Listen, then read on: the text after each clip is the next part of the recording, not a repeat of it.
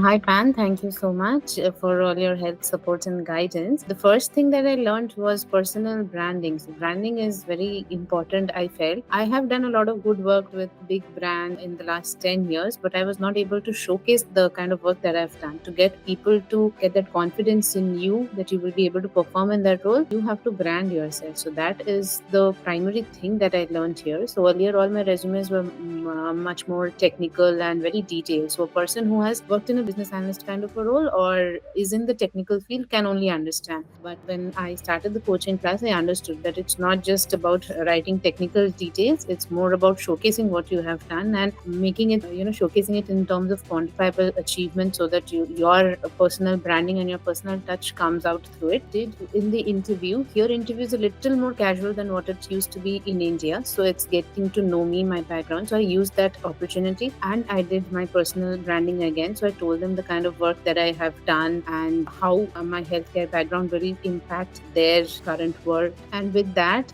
I felt that they gained a little more confidence that I will be able to perform in this role. So during that conversation, they told me that you spoke so much about your background that you've already answered the next two questions that we were about to ask. So personal branding is a very important thing that I learned. What are the other things that help you to really nail the interview? The other thing would be the kind of small talk that we do. So you ask them about the kind of work that you are doing and maybe try to give in something that is more relatable. Since they are dealing with cancer and cancer is something which is very private and at the same time it's very serious also. I took your advice of converting it into a small talk. So what I did was I have my background in data privacy. So I tried to streamline the conversation around data privacy, asking them that since you're dealing with cancer research kind of data, so it's going to be very private. So you have to follow the GDPR guidelines, the protected health information. Are we following all those legal compliances, everything? That seemed to catch the attention and they felt that yes, this person knows the kind of work that we are doing. I felt that was something which another candidate would not have done. I know that you also had a bit of questions because in a career coaching program, right?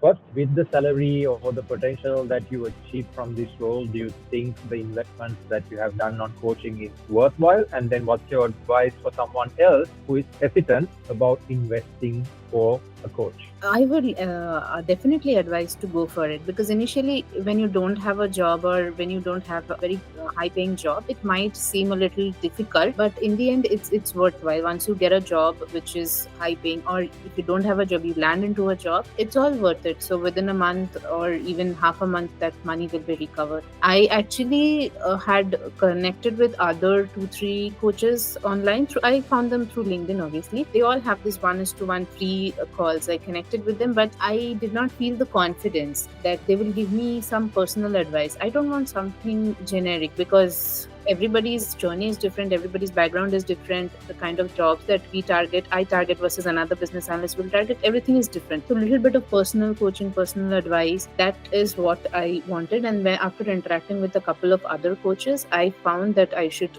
go out with you.